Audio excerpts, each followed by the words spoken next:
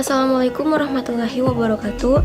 Perkenalkan, nama saya Nadia M. Alting dengan NPM 0305211008 dari Program Studi Teknologi Hasil Perikanan, Fakultas Perikanan dan Ilmu Kelautan, Universitas Pasifik Morotai.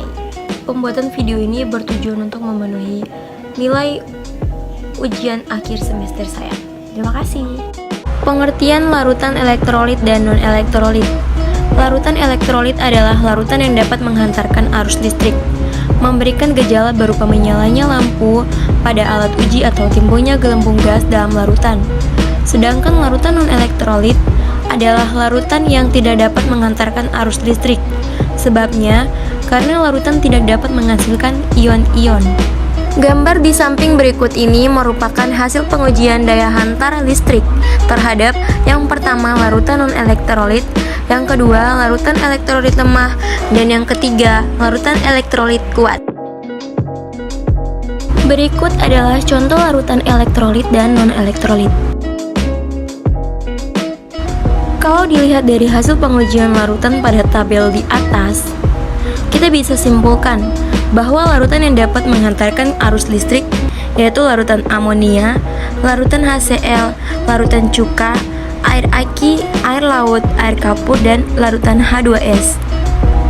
Adapun larutan yang tidak menghantarkan arus listrik yaitu larutan urea, larutan alkohol, dan larutan glukosa.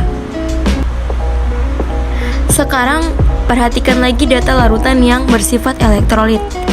Ternyata ada larutan elektrolit yang memberikan gejala berupa menyalanya lampu pada alat uji dan ada pula yang tidak. Tetapi, semuanya menimbulkan gejala hantaran listrik berupa adanya gelembung gas. Larutan elektrolit yang memberikan gejala berupa lampu menyala dan membentuk gelembung gas disebut elektrolit kuat. Contohnya yaitu HCl, air aki, air laut, dan air kapur. Adapun elektrolit yang tidak memberikan gejala lampu menyala, tetapi menimbulkan gelembung gas termasuk elektrolit lemah. Contohnya yaitu larutan amonia, larutan cuka, dan larutan H2S.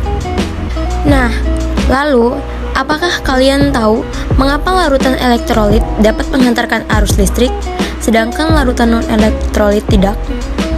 Jadi, larutan elektrolit kuat terbentuk dari terlarutnya senyawa elektrolit kuat dalam pelarut air. Senyawa elektrolit kuat dalam air dapat terurai sempurna, membentuk ion positif atau kation dan ion negatif atau anion. Arus listrik merupakan arus elektron. Pada saat dilewatkan ke dalam larutan elektrolit kuat, elektron tersebut dapat dihantarkan melalui ion-ion dalam larutan, seperti dihantarkan oleh kabel. Akibatnya, lampu pada alat uji elektrolit akan menyala. Biar lebih jelas, berikut ini contoh larutan elektrolit dan non-elektrolit secara umum. Mungkin hanya itu saja yang dapat saya sampaikan. Lebih dan kurangnya saya mohon maaf. Wabillahi taufiq wal hidayah. Wassalamualaikum warahmatullahi wabarakatuh.